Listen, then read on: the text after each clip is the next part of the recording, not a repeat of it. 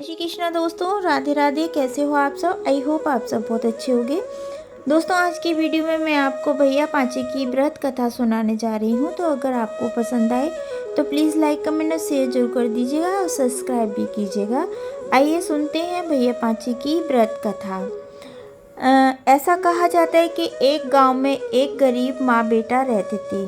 भैया पांचे के दौरान बेटे ने अपनी माँ से कहा कि माँ, मैं अपनी बहन के घर राखी बंधवाने जा रहा हूँ। माँ ने कहा, बेटा हमारे पास तो कुछ भी नहीं है, हम क्या देंगे?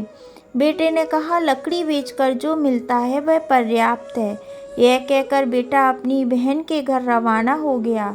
वह अपनी बहन के घर पहुंचता है। बहन भाई को देख लेती है, लेकिन उस समय वह सूत काट रही थी। सूत का तार बार बार टूट रहा था। बहन तार जोड़ने में व्यस्त थी। भाई ने सोचा, लगता है कि मेरी बहन को मेरे आने से खुशी नहीं हुई है, इसलिए वह वापस जाने लगा। इतने में बहन के सूत का तार जुड़ गया। वह दौड़कर भाई को रोकती है। बहन कहती है कि भाई, मैं तुम्हारा ही इंतज़ार कर रही थी, लेकिन सूत का तार बार बार टूट रहा था, इसी वजह से मैं तुम्हारा स्वागत नहीं कर पाई। बहन ने भाई को पाटे पर बिठाया और उसकी कलाई पर राखी बांधी। बहन अपनी पड़ोसियों के पास गई और बोली कि मेरा भाई आया है, मैं उसके स्वागत के लिए क्या करूं? पड़ोसन उससे ईर्ष्या करती थी। उसने ईर्ष्यावश कहा कि तेल से पोंछा लगाना और घी में चावल पकाना। बहन भाई के आने की खुशी से पागल हो रही थी। उन्होंने वैसा ही किया जैसे पड़ोसिन ने उन्हें बताया। बहुत देर हो गई। भाई ने बहन से कहा कि अब तो मुझे बहुत भूख लग रही है। बहन ने कहा, भैया इतनी देर से चावल पक रहे हैं, लेकिन पक ही नहीं रहे।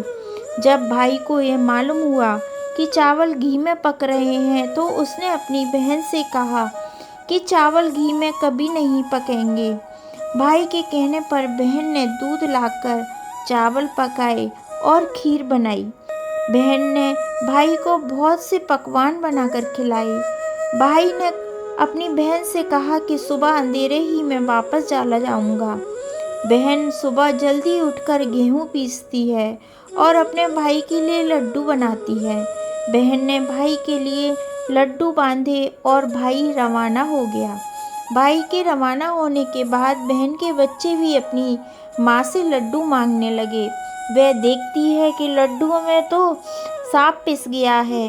वह दौड़कर अपने भाई के पीछे भागती है। जब वह भाई के पास पहुंचती है और कहती है कि भाई, वे लड्डू मत खाना, क्योंकि उसमें सांप पिस गया था। तब भाई ने कहा, बहन, जब मैं पेड़ के नीचे आराम कर रहा था तो उन लड्डुओं को कोई चोर ले गया। हालांकि चोर ने भाई बहन की ये बात सुन ली। चोर को अपनी चोरी का बहुत पश्चाताप हुआ।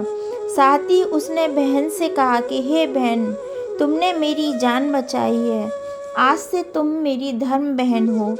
तो दोस्तों, जिस प्रकार उस बहन ने अपने भाई की और उस चोर भाई की रक्षा की, उसी प्रकार सब बहनें अपने भाई की रक्षा करें। इस कथा को पढ़ने और सुनने से आपको क्या सीख मिलती है, प्लीज़ कमेंट करके ज़रूर बताइए। जय श्री कृष्णा, राधे राधे, जय माता दी।